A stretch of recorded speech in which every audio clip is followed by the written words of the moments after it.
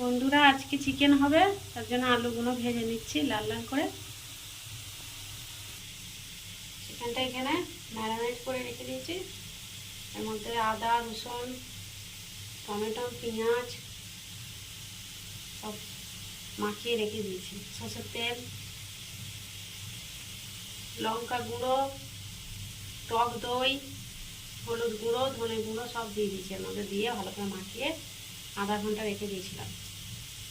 তেলটা কেমন কালো হয়ে গেল। আলুগুলো ভাজা হয়ে গেছে। ফোড়নে দিয়ে দেবো গোটা জিরে, এলাচ, লবঙ্গ, ডালচিনি আর তেজপাতা।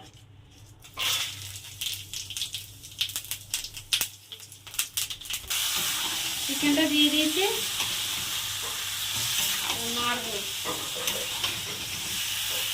চিকেনটা দিয়ে দিয়েছি কড়ার মধ্যে, এবার ঢাকা দিয়ে দিয়ে একটু কষবো ভালো করে। ঢাকনাটা খুলে দিয়েছি, জল বেরিয়েছে একটু। এবার আলুগুলোর মধ্যে দিয়ে দেবো। স্বাদ মতো লবণ দিয়ে দেবো। দেখতে পেলে কেমন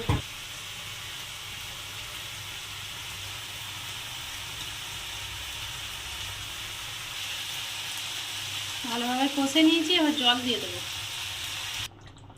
জল দিয়ে দিয়েছি, এবার কিছুক্ষণ ফোটালেই হয়ে যাবে চিকেনটা সিদ্ধ। চিকেনটা হয়ে এসেছে, এবার কাসুরি মেথি দিয়ে দেবো। কাসুরি মেথিটা দিলে ভালো খেতে হয়।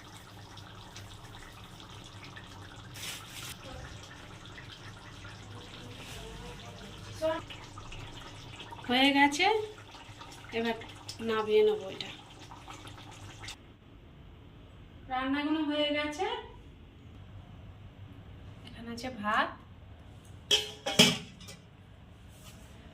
আর চিকেন কষা, এরকমভাবে বানিয়েছি। এর মধ্যে ডিমও দিয়েছি, আলু দিয়ে বানিয়েছি এগুলো। আর এখানে আছে রায়তা, পেঁয়াজ দিয়ে বানিয়েছি, টক দই দিয়ে। আর রুটি বানিয়েছি,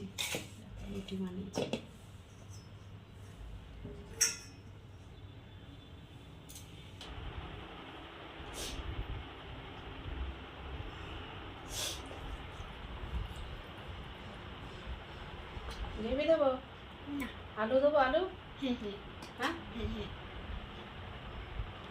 খাবে কিন্তু। হ্যাঁ একটু ভালো করো দিতে দেবো, দিতে দেবো। আর দাও